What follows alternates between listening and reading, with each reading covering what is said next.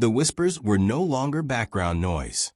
They traveled along the marble corridors of Nexus Technologies, hiding in break room conversations and trailing off whenever Catherine Collins stepped into earshot. The words weren't about quarterly profits or the new marketing campaign. They were about a janitor. Catherine didn't have the patience for rumors. 6 months into her tenure as CEO, she ran the company with a scalpel, precise, swift, and unflinching. Yet, this particular rumor was persistent enough to earn her attention. Jack Miller, a quiet man who worked nights, pushing his cleaning cart through the gleaming floors long after the executives had gone home. He was the sort of employee who blended into the background so completely that Catherine couldn't have picked him out of a crowd. Or she couldn't have, until she saw the security footage. There he was, entering restricted areas after hours, sitting at executive workstations, fingers ghosting over keyboards, slipping into the R&D wing when he thought no one was watching. Catherine had replayed the footage more than once, studying him the way she would study a competitor's move in the market. He didn't look nervous, didn't fumble, didn't appear to be guessing at where he was going. It was the quiet confidence in his movements that unsettled her. Nexus was 3 weeks away from unveiling a flagship product, one that could make or break the company's trajectory. Competitors were circling like vultures, and the last thing Catherine could risk was a data breach from inside her own walls. She tapped her pen against her desk, eyes locked on the frozen frame of Jack exiting the server room at 11:43 p.m., something small slipping into his pocket. "This is the 3rd time this week," she muttered. The next morning, she called Marcus Reynolds, head of security, into her office. "What do we actually know about him?" she asked, sliding Jack's personnel file across the desk. Marcus glanced down. "Miller? Quiet. Reliable. Been here 4 years, never a single complaint." "That's it." Marcus shrugged. "That's it." Catherine leaned back, her green eyes narrowing.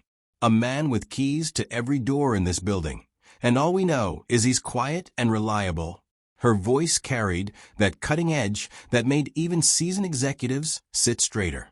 The file was laughably thin. Age 42, previous odd jobs, no degree, single father, perfect attendance record. Emergency contact listed as his mother. Standard pay and benefits. Nothing explaining why a janitor needed to be near server racks or executive systems. That afternoon, she noticed him for the first time in the flesh, polishing the glass walls of the conference room while her senior team debated projections.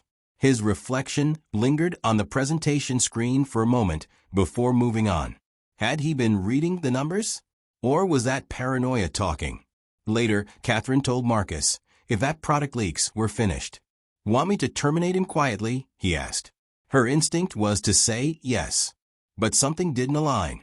Jack had been with Nexus for years. Why start stealing now? And if he was a spy, why be so obvious? "Not yet," she said. "I want to know exactly what he's doing, and who he's doing it for." That Friday night, Catherine made a decision. She traded her tailored suit for dark jeans and a hoodie from the emergency gym stash in her office. When Jack's shift ended, she would be ready. She wasn't about to leave this to security or speculation. The CEO of Nexus Technologies was going to follow the janitor herself. And by the end of the night, she would either have a corporate traitor or a very different kind of story. The parking garage under Nexus Technologies sounded like a distant ocean. Ventilation thrumming, fluorescent lights buzzing, tires whispering over concrete. Catherine Collins waited in the shadow of a column, hoodie up, hair tucked, trying not to look like a CEO stalking an employee. At 10:07 p.m., Jack Miller appeared, pushing his cart toward the service elevator. He moved with the same deliberate calm she'd seen on camera. No swagger, no furtive glances, just an economy of motion that made people overlook him. He parked the cart, removed a small backpack from a locker, and headed for the exit ramp with a battered key fob and a gate that said "Long Day." Same as yesterday. Catherine counted to 30 and slipped into her car. The ignition purred. She kept 3 vehicles between them as Jack's faded Honda Civic pulled out onto the avenue and threaded away from the glass and steel version of the city.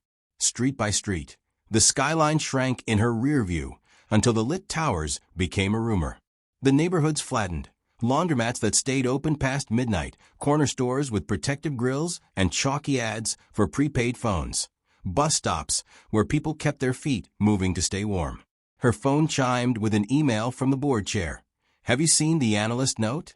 We need to discuss optics for launch." She thumbed it away. Tonight, optics could wait. The bottom line was locked behind a man everyone ignored. Jack turned left at a boulevard where the streetlights flickered like tired eyelids. He didn't hurry. He didn't check mirrors. Catherine followed at a ruler's length. Her focus split between the road and the quiet churn in her chest. She knew fear. She'd learned to make it useful. Fear got you to prepare. Paranoia got you to investigate. Panic got you killed.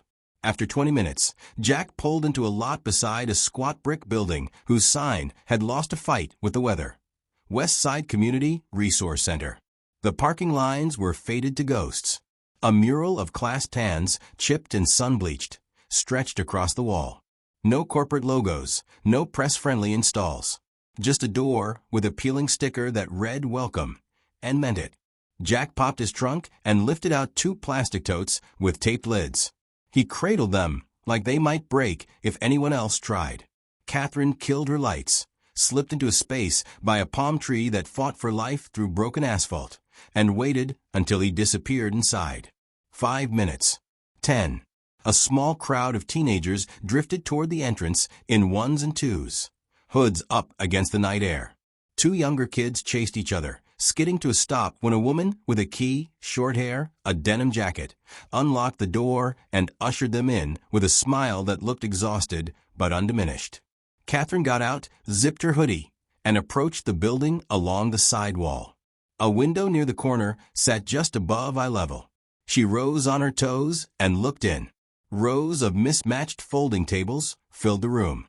Half a dozen laptops, scuffed, clearly refurbished, blinked awake in a daisy chain of extension cords Jack had managed with tidy cable ties. He stood at a whiteboard that had seen better days, writing a flow diagram in a hand that was careful without being fussy. Arrows, boxes, constraints. The kind of drawing you only make when you know what happens 3 steps out. "Okay," Jack said, his voice carrying through cheap glass. "Let's talk about inputs. If you have incomplete data, what's the ethical move? Guess, drop, or request?" A girl with bright eyes and a puffy jacket raised her hand. "Depends what the data's for, right? If it's about food assistance and the missing field is, like, middle name, you can probably drop it. But if it's the number of people in the household, that matters." Jack nodded. "Excellent, Lucia. Context first. Technology is a power tool. We decide where it points." He shifted aside so the kids could see the board. The diagram was not beginner fluff. Catherine felt an old muscle twitch, the one that couldn't help parsing architecture. He was building a miniature data pipeline with validation gates and failover paths, simplified enough to teach, but honest about complexity. The teenagers leaned in as if the whiteboard radiated heat. Catherine's breath fogged the glass. She wiped it with her sleeve and kept watching. Jack moved from the board to the tables, crouching to eye level with a boy whose laptop fan squealed like a tiny turbine. "You're not stuck," he said. "You just haven't looked yet." He pointed. "Look here." The boy laughed, embarrassed, relieved, and went back to typing. Across the room, 2 kids argued about whether to use a spreadsheet or a simple web form. Jack let them hash it out before asking the one question that rewired the debate. "Who's the user?" Catherine checked the tote lids by the door. A permanent marker labeled 1, monitors. The other, keyboards/cables. The handwriting was neat, almost apologetic. Something in her unclenched. Another room opened off the main space, a smaller, warmer slice of light.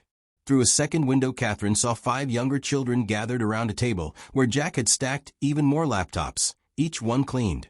Each screen resurfaced with that careful polish that makes secondhand feel like first chance. He passed them out one by one, kneeling so he spoke level with each kid. "These are yours," he said, to a boy in a dinosaur t-shirt. "We set them up together, remember? The password is your birthday. Don't tell your sister." A crack of laughter. "Okay, maybe tell your sister." A woman in a denim jacket, the administrator, Catherine guessed, hovered nearby, cataloging serial numbers onto a clipboard as if it might turn into funding. This wasn't a handoff to a contact. This wasn't a parking lot sale of stolen drives. This was a classroom, a refuge, a machine shop for futures.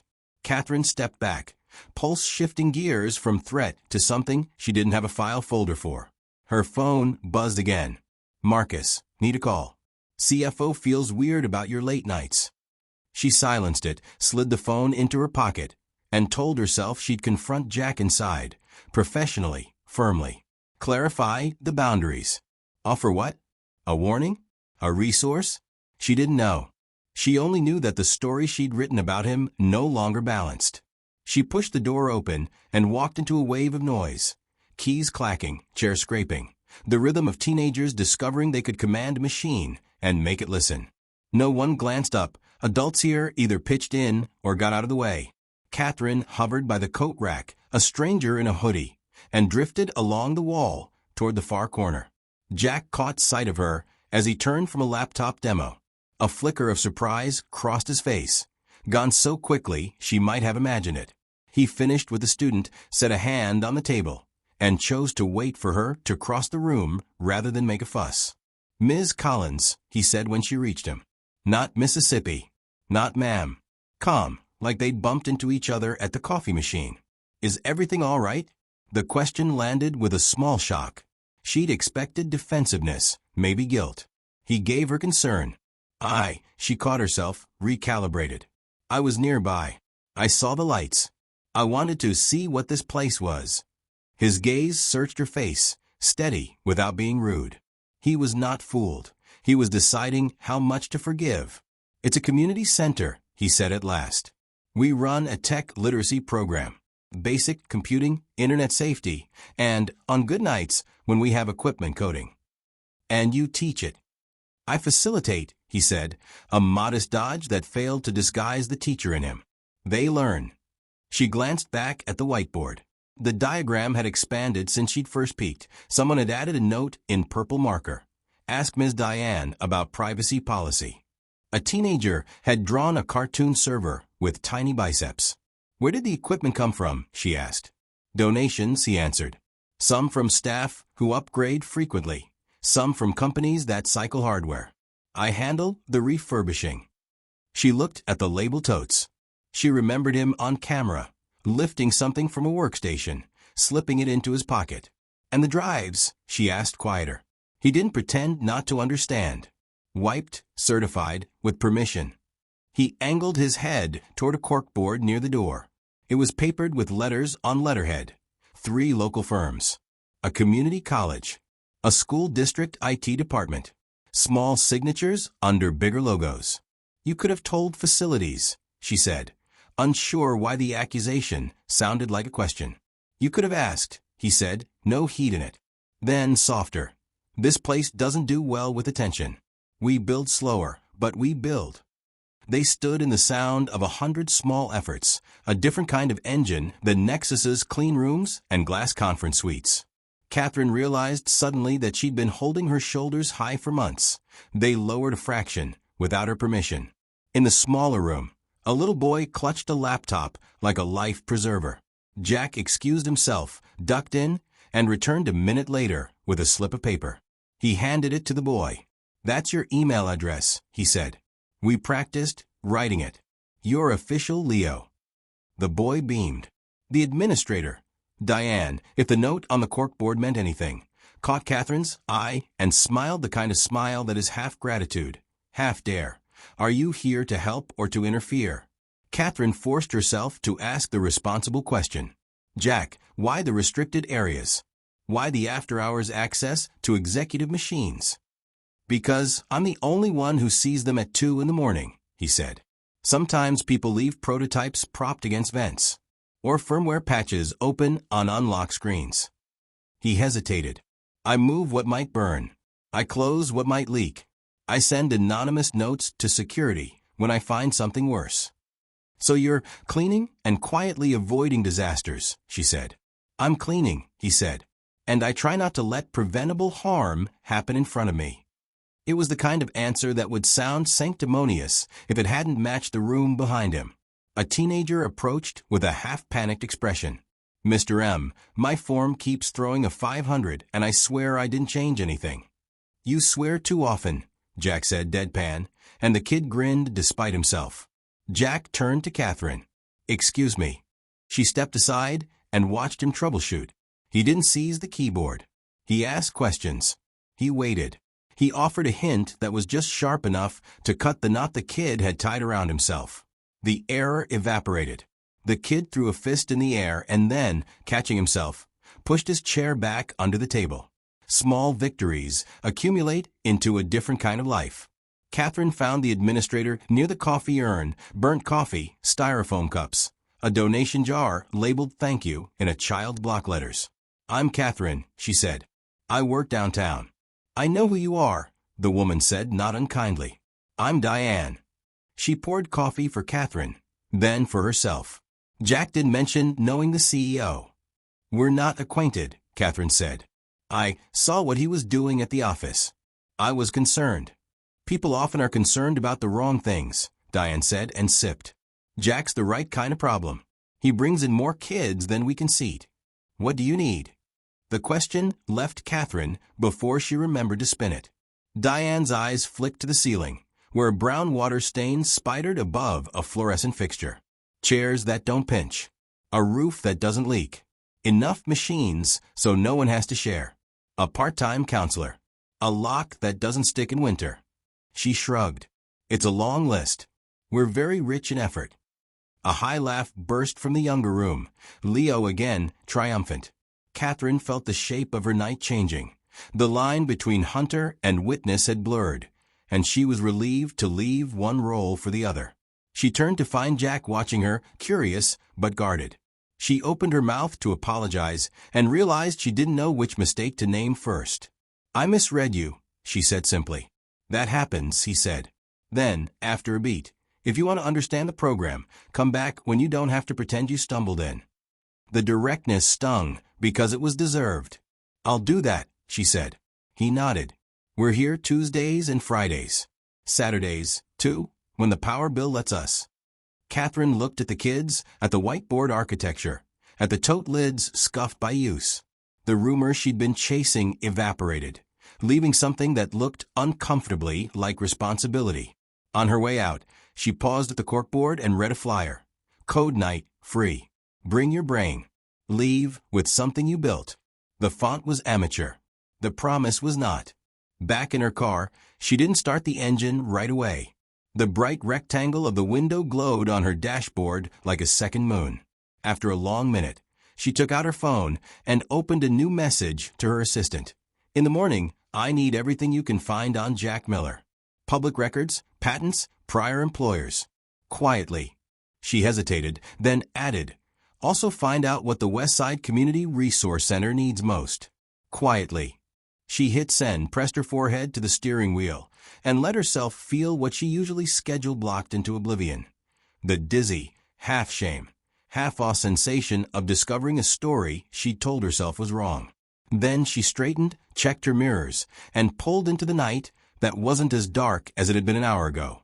Behind her, the center's door swung open, and a pair of kids spilled out into the cool air, laughing.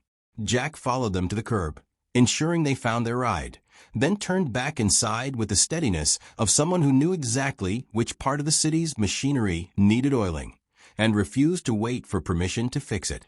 By Monday morning, Catherine's assistant had delivered a slim folder to her desk, bound with a rubber band and marked confidential.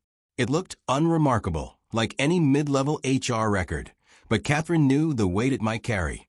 Inside, the pages told a story that didn't match the man pushing a mop through Nexus hallways. Jack Miller wasn't just Jack Miller. His full name, Jonathan Miller, appeared in archived press releases from over a decade ago. He had been senior systems architect at Empira Software, a respected, fast-growing firm. The patents he'd co-authored sat squarely in the foundation of modern enterprise systems. Catherine flipped a page and froze. One patent number in particular leapt out, one that Nexus itself had built its flagship product on, after acquiring the rights through a chain of mergers. It wasn't just that Jack had touched the technology. He'd helped invent it. Her eyes moved down to the employment timeline. 5 years ago, his career had abruptly ended. No transfer, no graceful exit. Just a termination date, followed weeks later by the filing of a lawsuit. She skimmed the legal summary. Wrongful termination, whistleblower retaliation.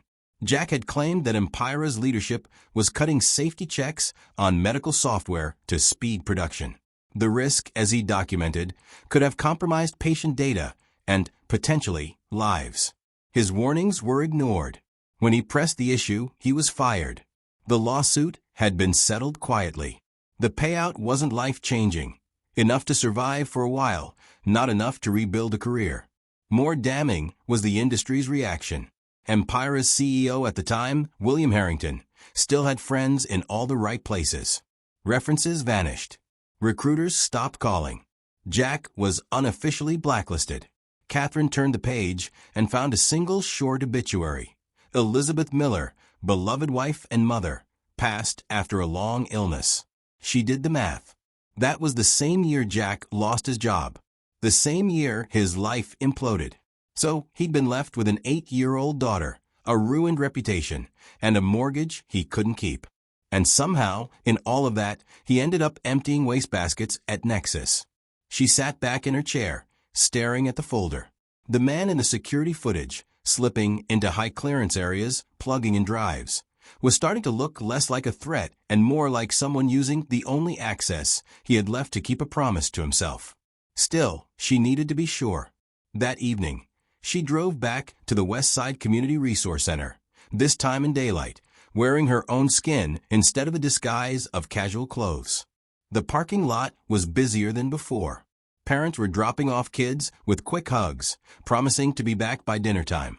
Inside, the walls were like badges, scuffs where chairs had been pushed too close, posters curling at the edges, a ceiling tile warped from a stubborn leak.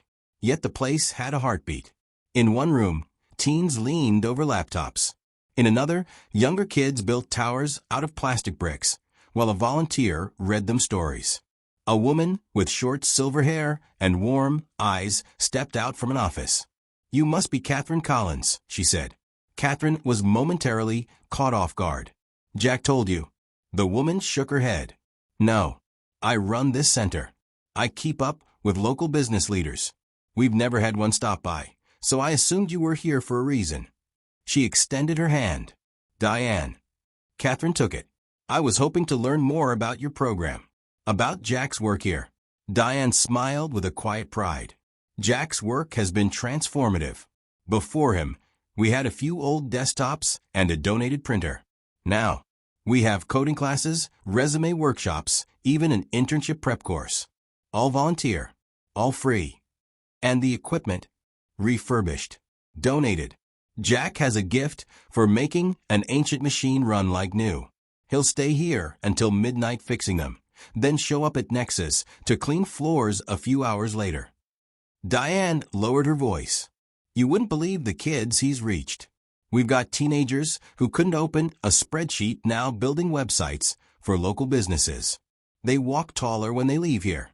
Catherine followed Diane into a cramped room where Jack was kneeling beside an elderly woman, guiding her through a video call interface. "Just click here when you see your grandson's name," he said, his tone patient but firm. The woman's eyes shone.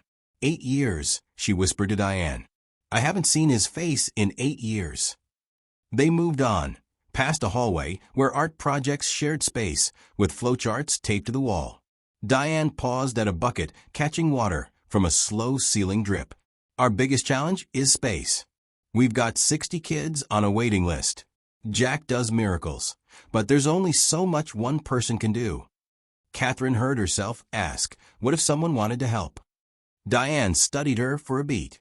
"Then you'd be welcome here. More welcome than you know." The next day, Catherine authorized an anonymous donation, enough to replace the leaking roof, update the furniture, and buy a roomful of new laptops. She didn't tell Jack. She wanted to see his reaction. That Friday, she lingered at Nexus until his shift ended. She followed him again, openly, this time, to the center. When he walked in, he froze at the sight of delivery boxes stacked along the walls, monitors still in plastic wrap, tables gleaming under fresh coats of varnish. "Where did?" he began, turning to Diane. She shrugged with a grin. "Unexpected blessing." Catherine stayed in the doorway, watching the bewilderment soften into something she couldn't quite name. Gratitude? Yes. But also the wariness of a man who had learned that every gift carried conditions. What she didn't yet realize was that before the month was over, she would see that wariness replaced by something else entirely, and that the company she thought she was running would never be the same again. 3 days before Nexus Technologies' flagship product launch, the executive floor went from controlled urgency to full-blown crisis.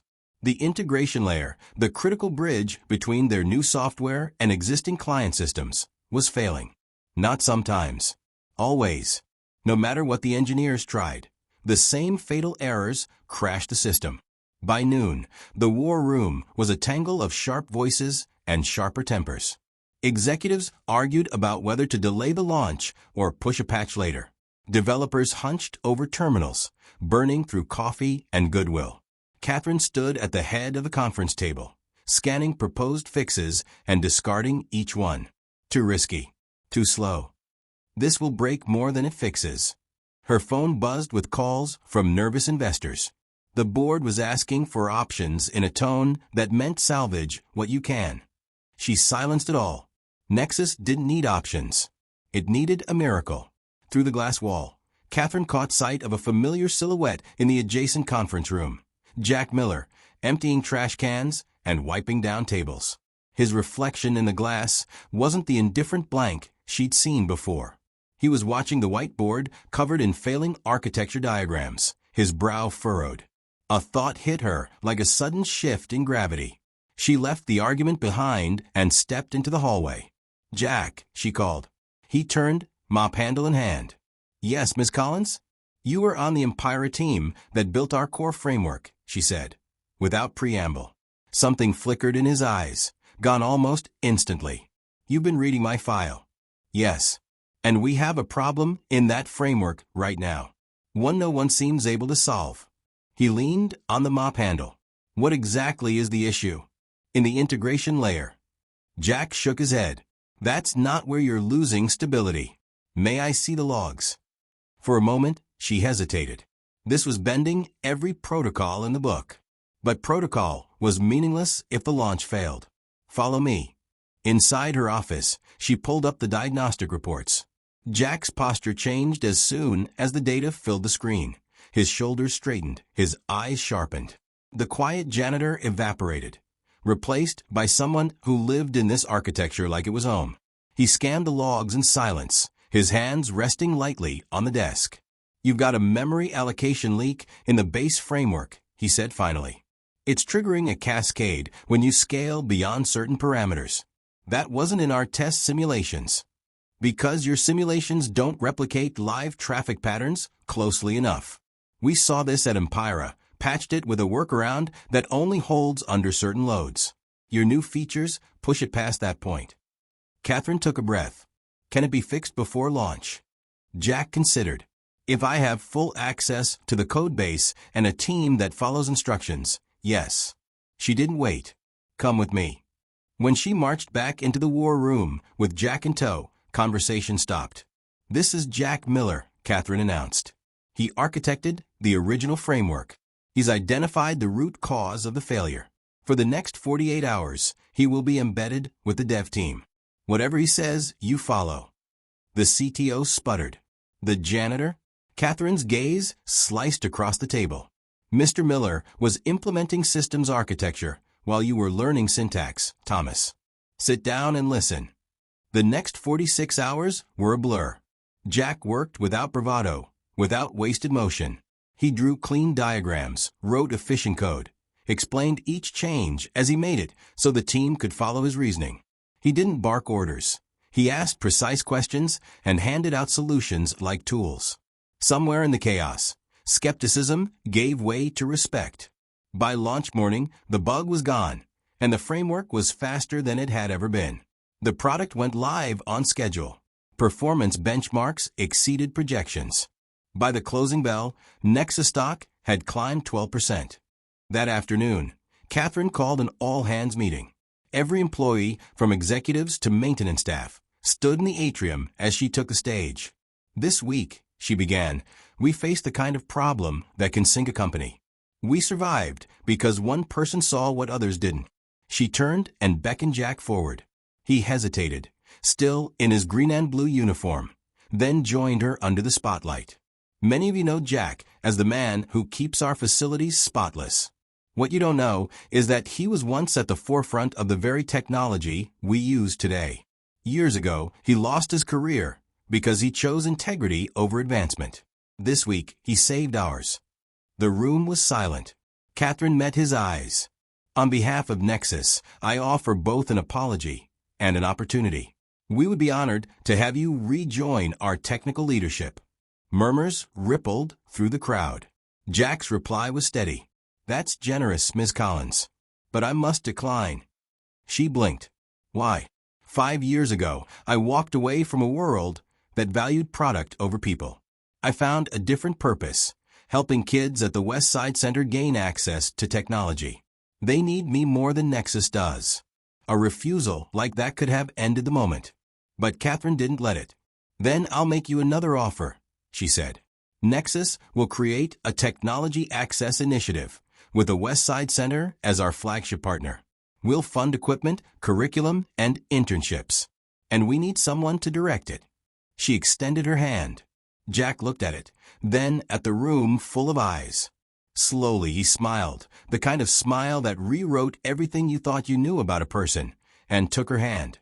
"I'd be honored." The transformation began quietly. No press releases. No ribbon cuttings. Just a slow but steady ripple from a single point: Jack Miller's new role as Director of Community Technology Outreach. At first, Catherine visited the West Side Community Resource Center to check on the investment. That was the excuse she gave herself, and sometimes the board. But she found reasons to linger, to watch a teenage girl beam as her code passed its first test, to see a boy who once dreaded reading light up over a game he'd built himself, to listen to the low hum of a place alive with effort. Her son, Nathan, came with her one Saturday, partly because her sitter had canceled, partly because Jack had suggested it with that quiet, disarming confidence. Nathan dove in like he'd been waiting for an invitation. By the end of the day, he and Jack's daughter, Emma, were debating how to make a robot follow a maze of tape lines on the floor. "He's got real spatial reasoning," Jack said afterward, leaning on the doorframe of the lab. "Who, Nathan?" Emma solved a 3D modeling challenge faster than most adults I've met." "Maybe because you put dinosaurs in it," Catherine said dryly. Jack's mouth twitched. "Corporate software needs more dinosaurs." She laughed, unexpected, unguarded. It startled them both. As the weeks passed, the initiative grew. Nexus employees began volunteering at the center, engineers, designers, even a few marketers who discovered they could teach kids how to build websites for small businesses. The waiting list shrank as new equipment arrived. Purchased with corporate funds Catherine had defended fiercely in board meetings. One afternoon, during a particularly tense budget review, the CFO leaned forward. "The initiative's goodwill is great, Catherine, but the costs outweigh the short-term return." Catherine didn't flinch. "Return isn't always quarterly. We're building future town pipelines and correcting a blind spot. Jack Miller's skills sat unnoticed in our building for 4 years because his title said janitor. How many others are we overlooking?" She won that vote. Not by much, but enough. Afterward, Jack caught her in the hall. "You didn't have to fight so hard." "Yes, I did." They looked at each other for a beat too long before stepping apart. It was during one of those evening classes, Nathan bent over a laptop beside Emma, that Catherine began to notice how easily their lives were overlapping. They were both single parents, both burned by loss, both carrying the kind of self-sufficiency that hides how much you miss having someone else in your corner. One weekend, their kids' coding session, at Nathan's request, turned into dinner at Catherine's apartment. They talked about everything from debugging techniques to how grief changes the shape of a day. At one point, Jack asked the question that had clearly been sitting in his mind for months. Why did you follow me that night? You were somewhere you shouldn't have been, she said simply. I could have just fired you. But something didn't fit. I needed to understand before I judged. Jack nodded slowly. That's rare. Most people prefer convenient judgment to inconvenient understanding. I've been on the receiving end of the first, she admitted. Didn't care for it. 6 months later, the center unveiled its expansion. Freshly painted walls, state-of-the-art workstations, furniture that didn't wobble, and a plaque above the main lab. The Jack Miller Technology Lab. He tried to refuse the recognition. Catherine had overridden him. The opening day felt like more than an event. It felt like a promise. Nexus executives mingled with neighborhood parents. Former students returned as mentors. Emma and Nathan ran between stations, showing off what they'd built. Catherine stepped to the front. When I became CEO, she told the crowd, I measured success in market share and profit margins. Important metrics, but incomplete ones. True innovation is about recognizing. Their eyes met, full of the quiet recognition that they'd both been given exactly that, a second chance. Not just in work, but in trust. The kids ran ahead, already planning their next project. Catherine and Jack followed more slowly, the distance between them shorter than it used to be. The future was unwritten, but for the first time in years, neither of them was walking it alone.